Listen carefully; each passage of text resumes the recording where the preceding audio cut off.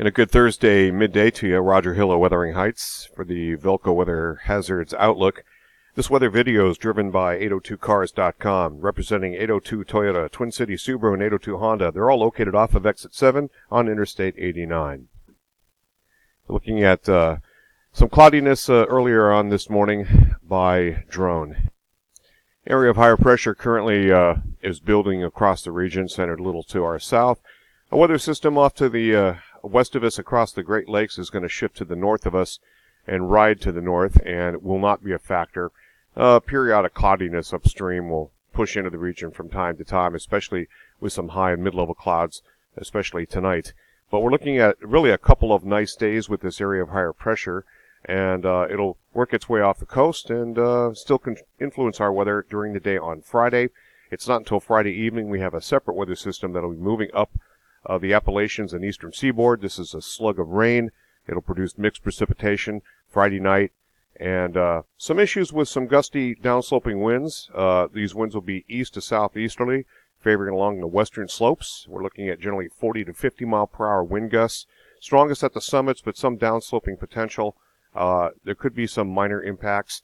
And then on Sunday, as a storm system pushes in some rain, it switches back to snow, and the back edge of that weather system will then produce some strong gusty winds, especially in the central and southern Green Mountains, and downsloping. We could see winds potentially as high as localized gusts up around 60 miles per hour. This will have impacts for utilities. This will be happening on Sunday. Okay, we're looking at the European deterministic model, and these are 3-hourly increments. And you can see that area of higher pressure building in across our region. This is into the night tonight, and then on Friday, that little bit of snow is going to be working to the north of Vermont. And you're looking at the southeast United States, the middle Atlantic. You can start to see some mixed precipitation types in the reds, and start to work their way up a little bit into northern Vermont right there. And it's mostly falling as sleet, a little bit of freezing rain, generally east of the Green Mountains. Will be problematic as we go into Friday night and early Saturday morning. This is mainly just a rainstorm. It's about 1 to 2 standard deviations sigma in terms of precipitable water, so it was looking much more healthy in terms of overall moisture levels. This is backed off most recently, at least with the European model. And this 980 hectopascal low will then push into the St. Lawrence River Valley. We'll start to see some strong gusty west or southwest to westerly winds begin to push in, and also a changeover to different type of precipitation that would be in the form of wet snow. Mostly across our Green Mountains, it looks like upslope component. Those westerly winds pushing in during the day on Sunday, and they could bring us potentially some impacts with some downsloping along especially the central and southern Green Mountains. That area of low pressure then pulls away. The breezes begin to back off during the overnight period and then into Monday morning. And then Monday itself looks like another day that's going to feature dry weather, good project weather with a weak area of higher pressure ridging in. And then that is followed by yet another system that's going to be working in, bringing us mainly fringe effects. This area of low pressure not looking like it once did, but needless to say, it could still bring us a little bit of replenishment on snowfall. That'll be followed by colder weather as we get into next week with this Alberta Clipper system on Wednesday, and it looks like just generally cold.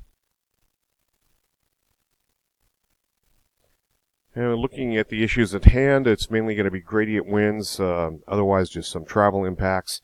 So this is gradient winds, and let's get it over to Saturday. This is through the day and through Friday night into Saturday morning. Now we can start to see some wind gusts here, and potentially could be some very minor impacts along the western slopes, the typical zone. Generally, the Route 7 corridor of southern Vermont, it's a little bit more favored again for southern Vermont versus northern Vermont. So you can see that this is about 7 o'clock on Saturday morning. And then it begins to fall off once we get toward the afternoon hours, the early afternoon hours on Saturday. Now the next big deal here is going to be the return flow out of the southwest to west.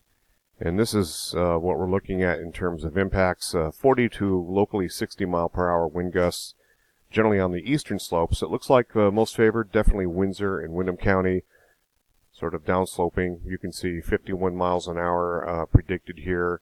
some gusts 45 at Morrisville and so forth, but generally along those the higher terrain, and then immediately the eastern slopes of the greens will be affected, and that is through most of the day.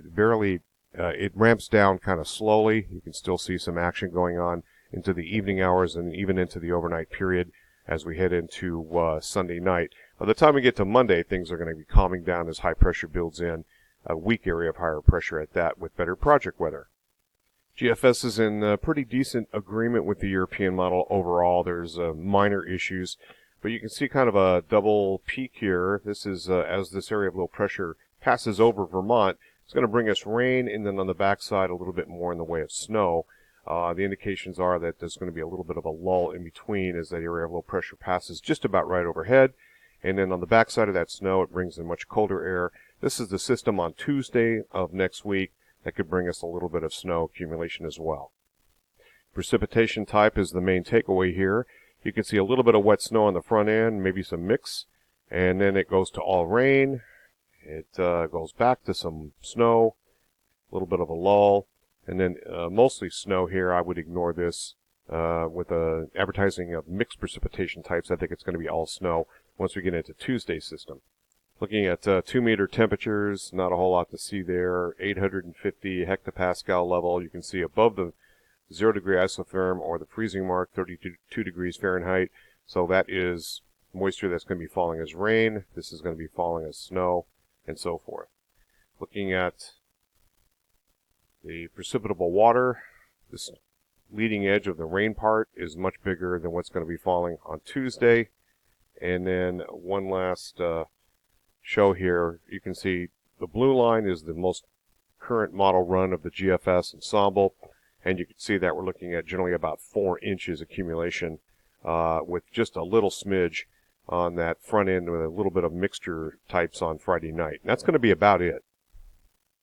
Total QPF from the Weather Prediction Center. This is for the next 7 days. You can see the main area is this area of low pressure that's going to be taking some Gulf moisture, working its way up the eastern seaboard. Most of the heavier stuff, the higher precipitable water, goes off the coast or to our south and east. So you can see the amounts here. This is approximately 1 inch, 1.5 inches, and so forth, 2 inches here. So it's mainly off to our south and east. Temperature scenario, very cold air. Some colder air mass is working its way out of the prairies of Canada, the northern Rockies, central Rockies, and so forth. We still have slightly warmer air that's going to be in place over the weekend. But 3 days later, looking at these maximum temperatures, you can see that we've cooled off all the way to the East Coast. Looking at the climate reanalyzer, you can see where the cold air is going to be coming on in. And some of that warmer air is going to scoot in first, and then that colder air is going to be pushing in. And you can see a lot of Arctic amplification taking place at the top of the globe. That's it from here. Roger Hill, Wuthering Heights. Thanks for watching.